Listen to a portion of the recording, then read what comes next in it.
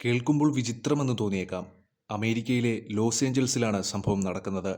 Loss ഏഞ്ചൽസിലെ Hollywood പലേഡിയത്തിലാണ് ഒരു വിചിത്ര മത്സരം നടന്നത്. ആരും ഒരിക്കലും സ്വപ്നം കണ്ടിട്ടില്ലാത്ത വിധത്തിൽ അവർ അവിടെ ഒരു ബീജ മത്സരം നടത്തി. നിരവധി പേരാണ് ഓട്ടമത്സരത്തിന് സാക്ഷ്യം വഹിച്ചത്. ഇതിനെക്കുറിച്ചുള്ള വിവരങ്ങൾ സമൂഹമാധ്യമങ്ങളിലും ഇന്റർനെറ്റിലും ട്രെൻഡിംഗ് ആണ്. നിരവധി വിചിത്രമായ കാര്യങ്ങൾ സംഭവിക്കുന്ന ഒരു രാജ്യമാണ് അമേരിക്കയെന്ന് എല്ലാവർക്കും അറിയാം. നമ്മൾ ഒരിക്കലും ചിന്തിക്കാത്ത പല സംഭവങ്ങളും അമേരിക്കയിൽ അപ്രതീക്ഷിതമായി സംഭവിക്കും. അതുപോലെ അതേ അമേരിക്കയിൽ ഇപ്പോൾ മറ്റൊരു വിചിത്രമായ സംഭവം നടന്നിരിക്കുന്നു. അതാണ് ബീജ മത്സരം.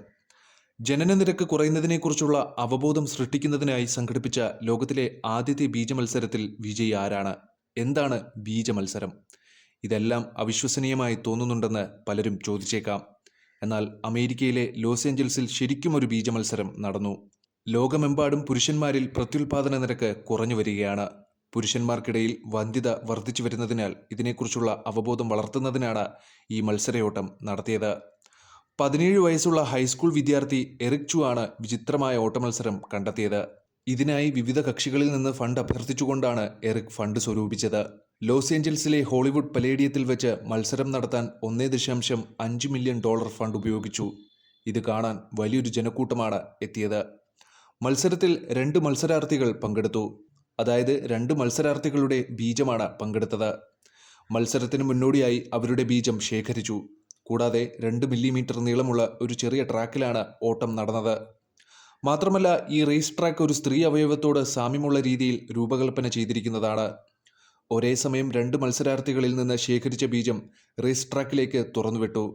വെറും 2 മില്ലിമീറ്റർ മാത്രമുള്ള റേസ് ട്രാക്ക് ആളുകൾ എങ്ങനെ കണ്ടുവെന്ന് നിങ്ങൾ ചിന്തിച്ചേക്കാം. മത്സര സംഘാടകർ ഈ പ്രശ്നവും പരിഹരിച്ചു. അതായത് മൈക്രോസ്കോപ്പ് ഉപയോഗിച്ച് റേസ് ട്രാക്ക് 100 തവണ വലുതാക്കി ചിത്രീകരിച്ചു. ഒരു സോഫ്റ്റ്വെയർ ഉപയോഗിച്ച് അതിനെ 3D ആനിമേഷനാക്കി മാറ്റി പ്രക്ഷേപണം ചെയ്തു. 1,00,000-ലധികം ആളുകൾ ഇത് യൂട്യൂബിൽ തത്സമയം കണ്ടു. 20 വയസ്സുള്ള ട്രിസ്റ്റൻ മിൽക്കറും 19 വയസ്സുള്ള ആഷർ ബ്രോഗറുമാണ് മത്സരത്തിൽ പങ്കെടുത്തത്. 20 വയസ്സുള്ള ട്രിസ്റ്റൻ മിൽക്കറെ വിജയിയായി പ്രഖ്യാപിച്ചു. കഴിഞ്ഞ 50 വർഷത്തിനിടെ പുരുഷന്മാരിലെ ബീജങ്ങളുടെ എണ്ണം പകുതിയായി കുറഞ്ഞുവെന്ന് താൻ വായിച്ചു. ഈ പ്രവണത തുടർന്നാൽ ദുരന്തമുണ്ടാകും. മനുഷ്യർ ജനിക്കില്ല. ഇത് ഭൂമിയെ നശിപ്പിക്കും. അതിനെക്കുറിച്ച് അവബോധം വളർത്തുന്നതിനാണ് ഞങ്ങൾ ഈ ഓട്ടം സംഘടിപ്പിച്ചതെന്ന് എറിക് ചു പറഞ്ഞു.